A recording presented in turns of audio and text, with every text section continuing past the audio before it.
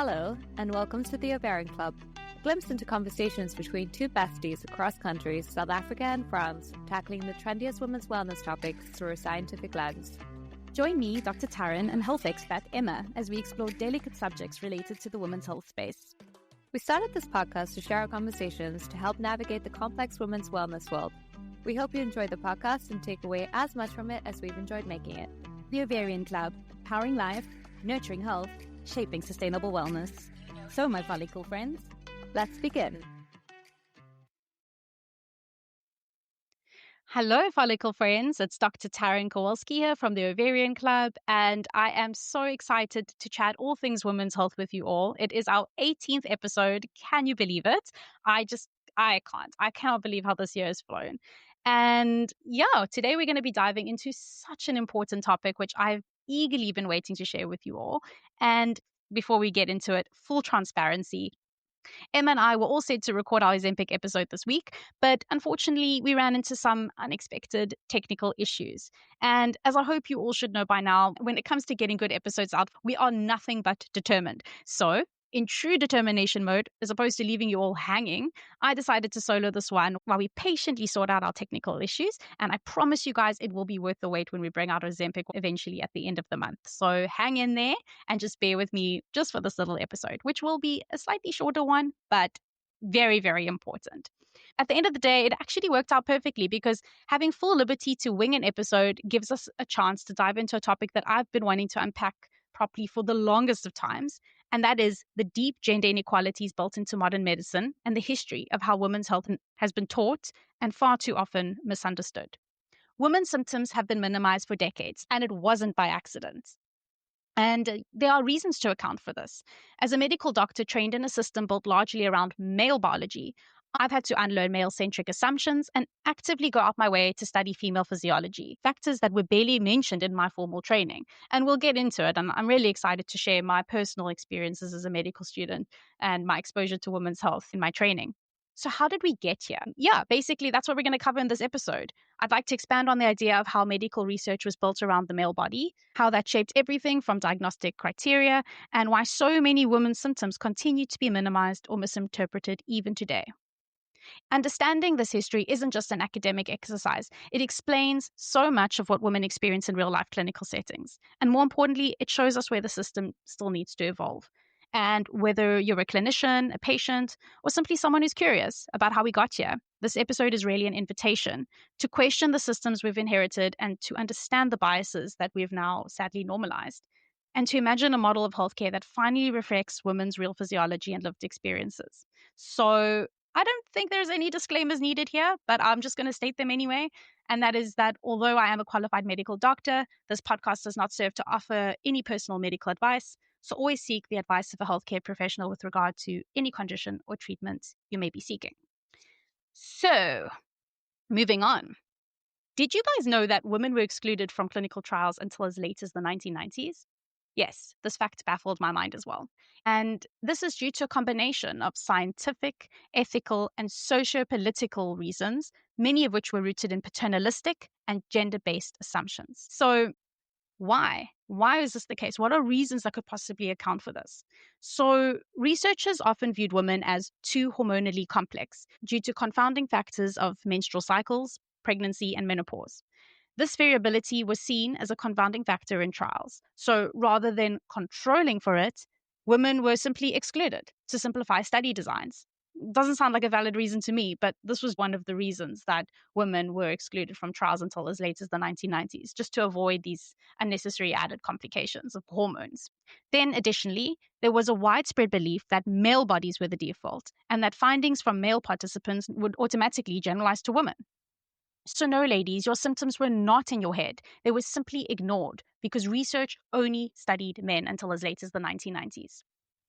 So if there's any possible excuse or reason to account for fearing studying women, it is probably that of the thalidomide tragedy of the late 1950s, which evoked widespread fear amongst the scientific communities. And what had happened was thalidomide. It was a drug marketed for morning sickness in pregnant women.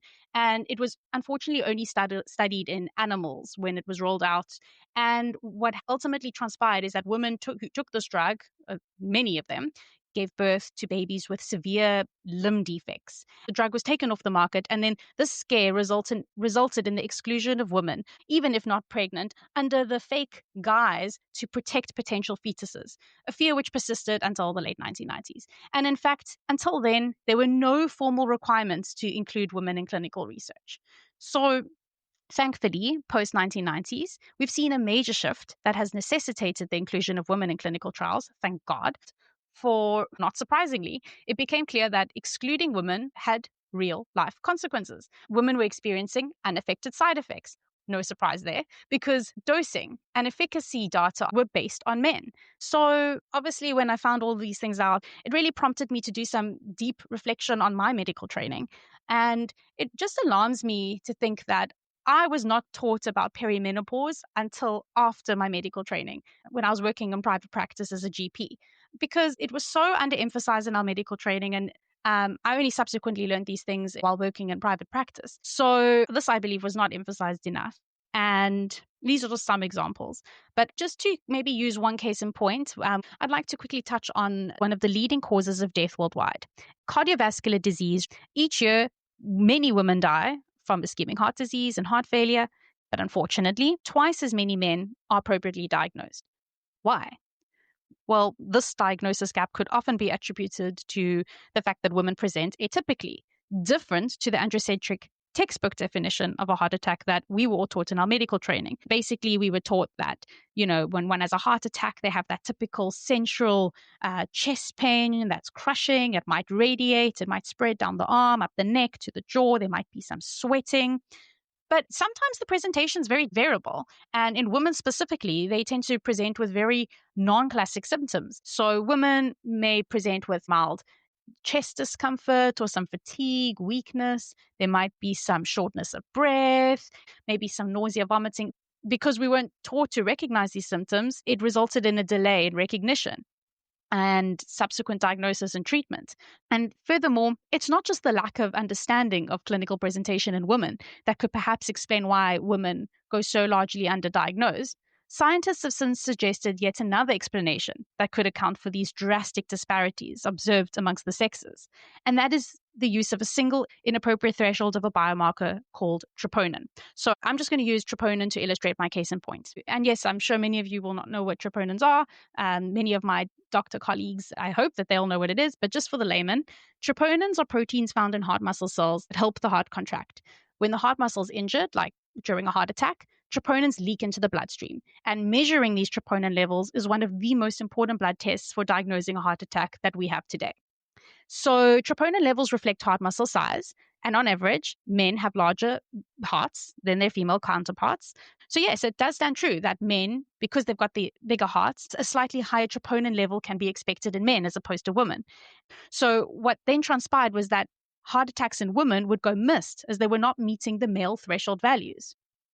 So in other words, women were still experiencing a heart attack with their respective high troponin levels relative to their smaller heart sizes, but this elevation of troponins did not meet the textbook definition of a heart attack because that was based on males. So as a result, women were far less likely than men to be referred to cardiology, undergo subsequent angios or revascularization, and effective treatment. The science has finally started to catch up since the early 2000s, and this is with thanks to the much-needed development of high-sensitivity troponin assays with sex-specific thresholds that catches more at-risk women. Since applying new sex-specific troponin levels that are no longer modeled on male data, catching heart attacks in women have subsequently doubled in recent years, an amazing feat, but a sad reminder of how many missed cases it took us to get here. Now, moving swiftly to our next point, the dreaded cancer. So as most of you will know, timely cancer diagnosis is important for better outcomes, as prognosis depends on the stage of the diagnosis. So essentially, the earlier you catch it, the better. with delays leading to lower survival rates. So here too, in the case of cancer, we see how women are often disadvantaged with sometimes fatal repercussions. Let's just expand on this a little bit more. When it comes to symptom reporting, women's symptoms are more likely, on average, to be attributed to functional conditions. So, for example, urinary symptoms in bladder cancer tend to be mistaken commonly for urinary tract infections, and gastrointestinal symptoms in the cases of colon or gastric cancers are often mistaken for a IBS or reflux or what have you. So, when diving into the diagnostic pathway inequalities, women are more likely to receive different sets of initial investigations when compared to their male counterparts. And as an example, a man with blood in the urine, which could be a serious sign of underlying bladder cancer, is more likely to be referred for urgent investigations, while women may first be treated for presumed bladder infections with less urgent needs for referral. And these differences are problematic because they create delays in reaching specialist referral and delays in diagnosis in women. Another example here is ovarian cancer. Ovarian cancer is the 8th most common cancer in women worldwide and the leading cause of death from gynecological cancers. A tragedy, as the prognosis is so much better if it's caught early. But unfortunately, 70% of women are diagnosed far too late, in stages 3 and 4, when the cancer's already spread. And sadly, to date, no effective population screening tests exist for ovarian cancer. And when comparing ovarian cancer to its male counterpart, say testicular cancer, with its well-established tumor markers, streamlined referral pathways in motion, ovarian cancer, in stark contrast, remains hampered by its nonspecific symptoms and unreliable blood tests or investigations, and lack of effective screening. Ovarian cancer, though arguably deadlier than testicular cancer, suffers from underfunding and less diagnostic clarity even still today. And this sadly reflects the gender biases in modern medicine. It's an unfair reality for women still today.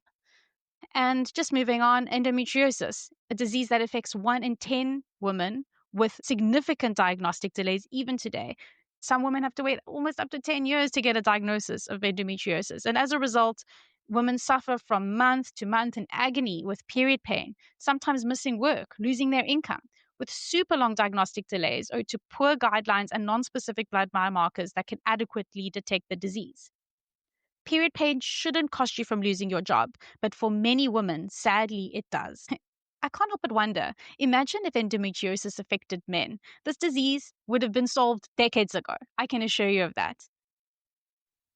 So, yeah, the list goes on. We have autoimmune conditions, which 80% of the time affect women, and still years of diagnostic delays and dismissal.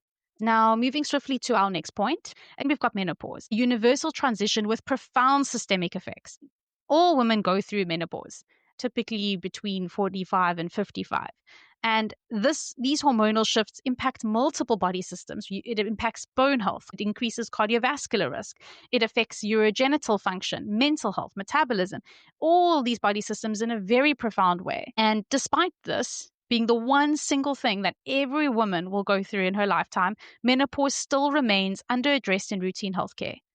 So, yeah, I'm going to wrap up shortly because I can really talk about this topic for hours and hours.